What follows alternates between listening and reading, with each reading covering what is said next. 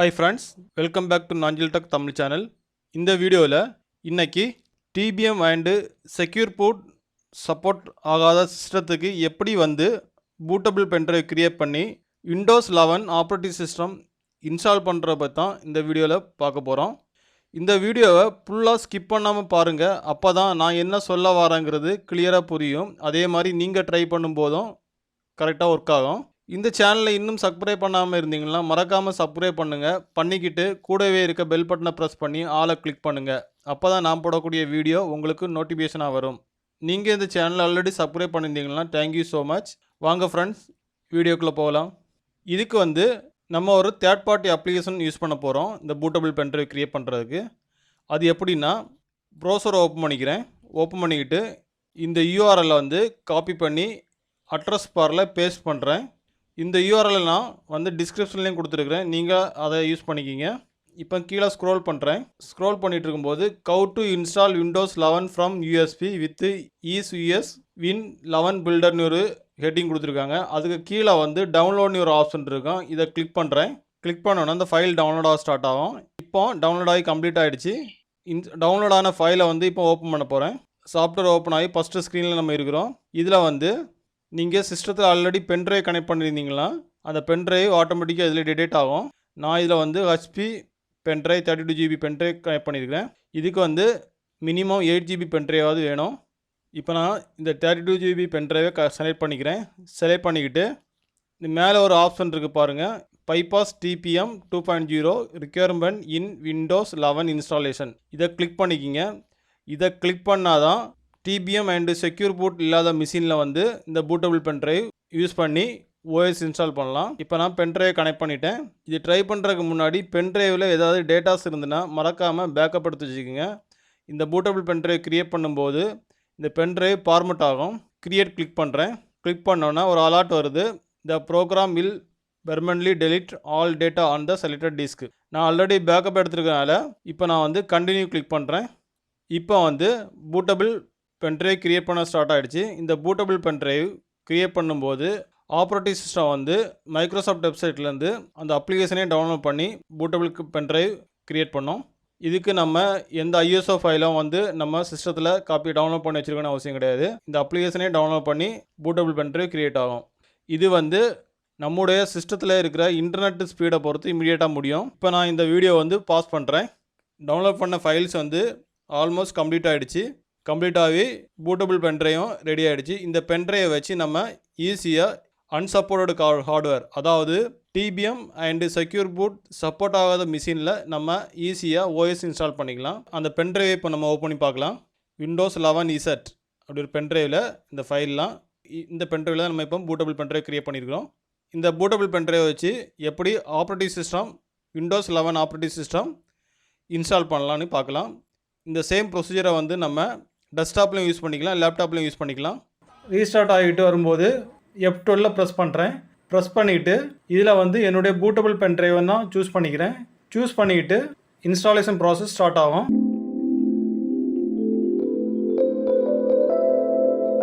இப்போ Windows 11 installation process start ஆகிடுச்சு. இந்த ஃபஸ்ட்டு ஸ்க்ரீனில் லாங்குவேஜ் டு இன்ஸ்டால் நான் இங்கிலீஷ் சூஸ் பண்ணிக்கிறேன். Time and currency format English choose பண்ணிக்கிறேன். Keyboard or input method US select பண்ணிக்கிறேன். பண்ணிக்கிட்டு நெக்ஸ்ட்டை கிளிக் பண்ணுறேன். கிளிக் பண்ணோன்னே இதில் நான் இன்ஸ்டால் நவ் கிளிக் பண்ணிக்கிறேன். இப்போ செட்டப் ஸ்டார்ட் ஆகுது. உங்கள்கிட்ட லைசன்ஸ் இருந்துன்னா இந்த காலமில் லைசன்ஸ் டைப் பண்ணிவிட்டு நெக்ஸ்ட்டு கிளிக் பண்ணுங்கள். நான் இப்போ I don't have a product கீயை கிளிக் பண்ணி நெக்ஸ்ட்டு கொடுத்துக்கிறேன். இந்த விண்டோவில் என்ன ஆப்ரேட்டிங் சிஸ்டம் வேணுமோ அதை நம்ம கிளிக் பண்ணிக்கலாம். நான் இப்போ இதில் Windows 11 ப்ரோவை கிளிக் பண்ணிக்கிட்டு நெக்ஸ்ட் கிளிக் பண்ணுறேன். இந்த லைசன்ஸ் அக்ரிமெண்ட் பேஜில் I accept the Microsoft licence இதை கிளிக் பண்ணிக்கிட்டு நெக்ஸ்ட் கொடுக்குறேன். Which type of installation do you வாண்ட்னு கேட்குது. இந்த விண்டோவில் நான் கஸ்டம்ஸ் கிளிக் பண்ணுறேன். ஏன்னா நான் OS க்ளீன் இன்ஸ்டாலேஷன் தான் பண்ணுறேன். ஸோ அதனால் கஸ்டம்ஸ் கிளிக் பண்ணிக்கிறேன். இந்த ஸ்க்ரீனில் where do you want to install விண்டோஸ்னு கேட்குது. இதில் டிஃபால்ட்டாகவே இந்த ட்ரைவை சூஸ் பண்ணிக்கிறேன். உங்களுக்கு இதில் பார்ட்டிஷன் பண்ணணும்னா நியூவை கிளிக் பண்ணி உங்களுக்கு எவ்வளோ சைஸ் வேணுமோ அந்த சைஸை இதில் மென்ஷன் பண்ணிக்கிட்டு நான் இதில் டெஸ்டிங்காக 27 GB ஒரு ட்ரைவ் க்ரியேட் பண்ணுறேன். அப்ளை கொடுக்குறேன். இதுக்கு ஓகே கொடுத்துட்றேன். இப்போ அடிஷனலாக ஒரு ட்ரைவ் கிரியேட் ஆகிடுச்சு. தென் நான் வந்து அன்அலோகேட்டட் பேஸை கிளிக் பண்ணிவிட்டு நான் நியூ கிளிக் பண்ணுறேன். இதில் வந்து இந்த ட்ரைவில் வந்து நான் ஓஎஸ் இன்ஸ்டால் பண்ண போகிறேன். ஸோ இந்த சைஸை வந்து நான் டிஃபால்ட்டாகவே விட்டுடுறேன். நான் இந்த 100 ஜிபியில் வந்து ஓஎஸ் இன்ஸ்டால் பண்ணுறேன். ஸோ இதை கிளிக் பண்ணிவிட்டு அப்ளை கொடுக்குறேன். ட்ரைவ் கிரியேட் ஆகிடுச்சு. நான் வந்து எந்த ட்ரைவில் ஓஎஸ் இன்ஸ்டால் பண்ணுறோம் அந்த ட்ரைவை கிளிக் பண்ணிக்கிட்டு நெக்ஸ்ட் கிளிக் பண்ணுறேன். இப்போ விண்டோஸ் இன்ஸ்டால் ஆகிட்டு இருக்கு. இதில் வந்து ஒரு 5 ஸ்டெப்ஸ் ப்ராசஸ் நடக்கும். இந்த ப்ராசஸ் முடிஞ்ச உடனே சிஸ்டம் ரீஸ்டார்ட் ஆகும். இது வந்து கொஞ்சம் லேட் ஆகும். நம்முடைய சிஸ்டம் ஸ்பீடை பொறுத்து ஸ்பீடாக முடியும்.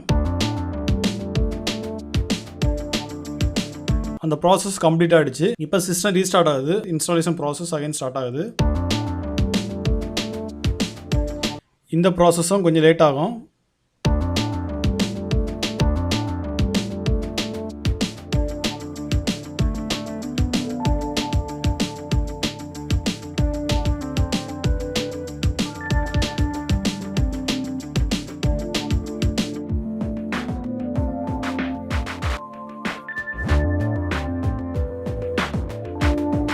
இப்போ திரும்பவும் ஃபீச்சர்ஸ்லாம் இன்ஸ்டால் ஆகிட்டு ரீஸ்டார்ட் ஆகுது.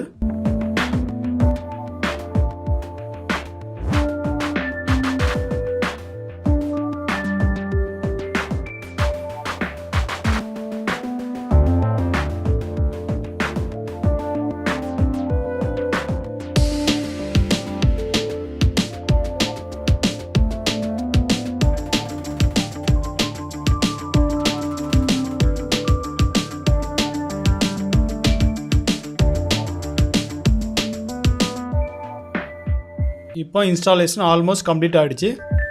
இதில் வந்து நான் இந்த விண்டோவில் நான் வந்து இந்தியா சூஸ் பண்ணிக்கிறேன். இந்தியா சூஸ் பண்ணிவிட்டு எஸ் கொடுக்குறேன். இந்த கீபோர்டு லேஅவுட் விண்டோவில் வந்து நான் இங்கிலீஷ் இந்தியா கிளிக் பண்ணிவிட்டு எஸ் கொடுக்குறேன். செகண்ட் கீபோர்டு லேஅவுட்டு ஆட் பண்ணுமான்னு கேட்குது. இதில் வந்து நான் ஸ்கிப் கொடுத்துட்றேன்.